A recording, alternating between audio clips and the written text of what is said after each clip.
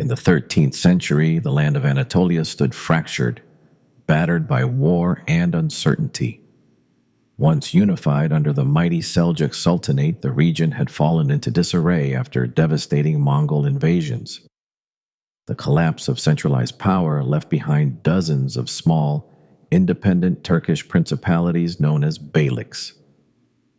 These were frontier states, ruled by ambitious warlords, constantly clashing for territory, wealth, and survival. Amid these beyliks was a relatively small, nomadic group known as the Kayu tribe, part of the greater Oghuz Turkic family. They had traveled westward, fleeing the Mongol onslaught that had torn through Central Asia.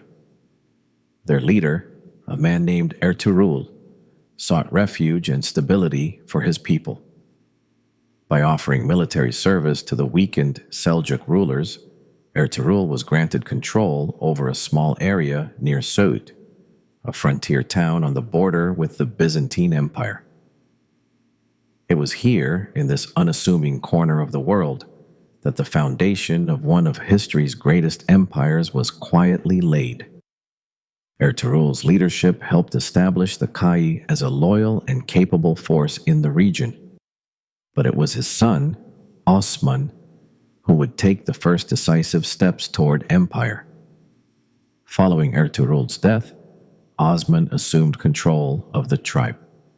Young, strategic, and deeply religious, Osman inspired a growing band of followers. These men were known as Ghazis, Muslim frontier warriors who viewed their struggle against the Christian Byzantines as a holy mission.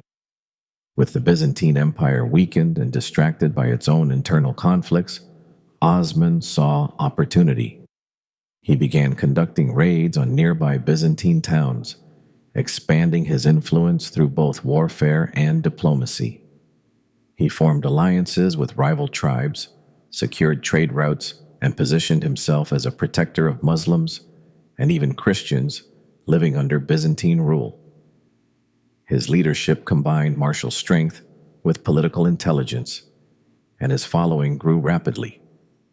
From Osman's name came the word Osmanlı, which the West would later translate as Ottoman.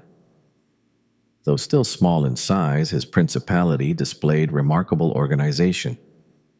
Unlike other Turkish beyliks, Osman's followers built a durable administration, integrating elements of Islamic governance, tribal law, and even Byzantine techniques. They minted coins, collected taxes, and enforced laws, laying the groundwork for centralized rule. But Osman's ambitions were about more than survival. According to legend, Osman once dreamed that a moon rose from the chest of a holy man and entered his own. From him, a vast tree grew, casting its shadow over the earth. This tree's roots stretched to distant mountains, rivers, and oceans. The dream was interpreted by scholars as divine prophecy. Osman's descendants would rule over a vast empire. Whether myth or metaphor, Osman's dream was already becoming reality. By the early 1300s, he had seized key towns and strengthened control over the frontier.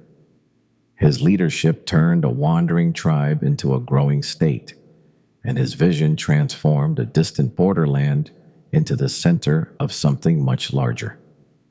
The Ottomans were not yet an empire, but they were no longer just nomads.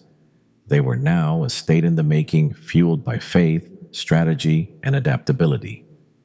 What began in Söğüt would soon stretch across 3 continents, shaping the fate of empires, religions, and nations for centuries to come. In the next episode, we follow Osman Mir's conquests and how he secured his legacy as the founder of the Ottoman dynasty.